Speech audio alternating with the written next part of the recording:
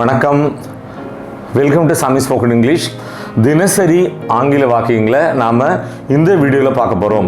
யூஸ்வலாக பேசும்போது நிறைய பணம் செலவு பண்ணுறவங்கள தமிழ் என்ன சொல்லுவோம்? ஊதாரின்னு சொல்லுவோம். அதே இங்கிலீஷில் ஸ்பென்த்ரிஃப்ட் அப்படின்னு சொல்லுவோம்.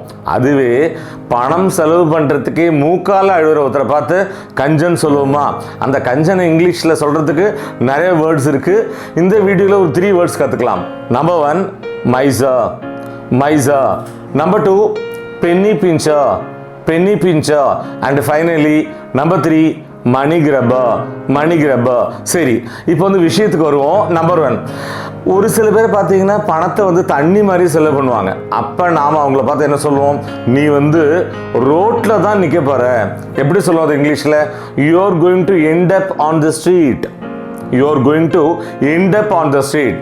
நெக்ஸ்ட் பார்க்கலாம். நான் ஒரு தெருச்சண்டையில் மாட்டிக்கிட்டேன். எப்படி சொல்ல போகிறோம் இங்கிலீஷில் இதை? I got got up in a street brawl. I got got up in a street பிரால்.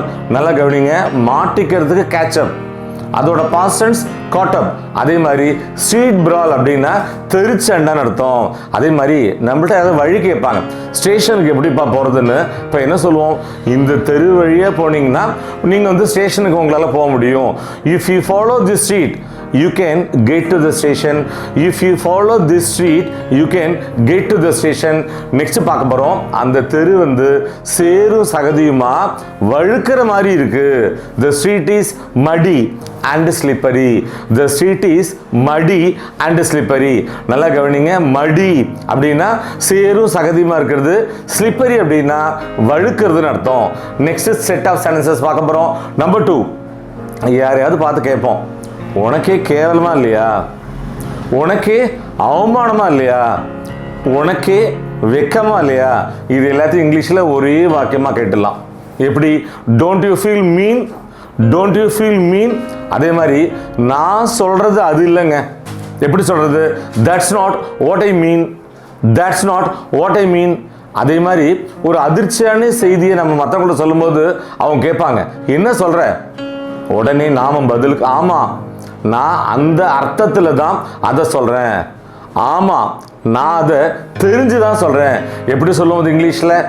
S I mean what I say, yes I mean what I say. அதே மாதிரி யாரையாவது நம்ம ஏதாவது ஒன்று சொல்லுவோம், அவங்களோட முகம் வந்து வாடி போயிடும். அப்போ நம்ம அவங்கள்ட்ட மன்னிப்பு கேட்குற விதமாக என்ன சொல்லுவோம்?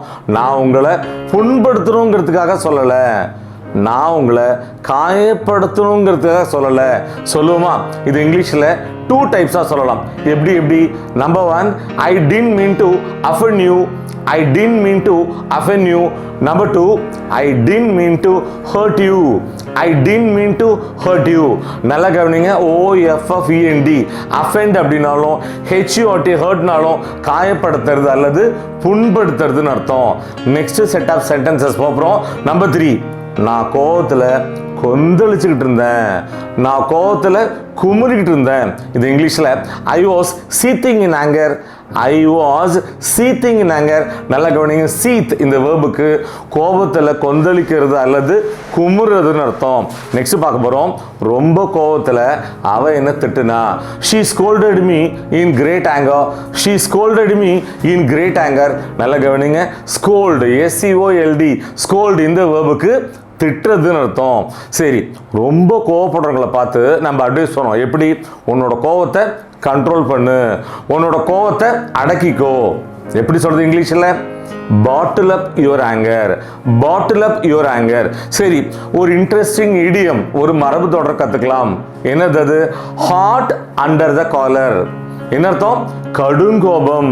ஸோ கடும் கோபமாக இருக்கிறது தான் ஹாட் அண்டர் த காலர்னு சொல்கிறோம். Let's an example. அவர் வந்து கடும் கோபமாக இருந்ததுனால கதவை வந்து டமால்னு அரைஞ்சு சாத்தினாரு. as he was hot under the collar he slammed the door, as he was hot under the collar he slammed the door. நல்லா கவனிங்க, slam the door அப்படின்னா கதவை வந்து டமால்னு படார்னு சாத்துறதுன்னு அர்த்தம். நெக்ஸ்ட் பார்க்க போகிறோம். நம்பர் 4, அது எனக்கு இனி தேவையில்லை. எப்படி சொல்லுவோம்? I don't need it anymore, I don't need it anymore. So anymore இந்த ஃப்ரேஸுக்கு என்ன அர்த்தம்? இனிமேல் அர்த்தம். நெக்ஸ்ட் பார்க்கலாம். நான் எனக்கு தேவையானது அது இல்லைங்க, நம்ம ஏதாவது பொருள் கேட்போம், கொண்டு கொடுப்பாங்க. நம்ம என்ன சொல்லுவோம்? எனக்கு தேவை அது இல்லை. எப்படி சொல்றது? That's not what I need, that's not what I need. சரி, எனக்கு ஒரு உதவி வேணும். இது பேசிக் இங்கிலீஷில் ஐ நீட் ஹெல்ப்னு சொல்லுவோம். இது அட்வான்ஸ்டு இங்கிலீஷில் எப்படி சொல்லுவோம்? I need a favour, I need a favour. அடுத்தது, உங்களோட உதவி எனக்கு ரொம்ப ரொம்ப தேவைப்படுதுங்க. எப்படி சொல்றது? ஐ badly need your help, I badly need your help. நல்லா கவனிங்க, பேட்லி அப்படின்னா மோசமாகன்னு ஒரு அர்த்தம் இருக்கு. ஆனா இந்த இடத்துல ரொம்ப ரொம்ப ரொம்ப அந்த டிகிரியை சொல்றதுக்காக நாம பயன்படுத்துறோம். சரி, நெக்ஸ்ட் என்ன பார்க்க போறோம்? அவசரப்படுறதுக்கு எந்த தேவையும் இல்லை. எப்படி சொல்லலாம்? there is no need to hurry, there is no need to hurry. சரி, ஏழை என்ன சொல்லுவோம்?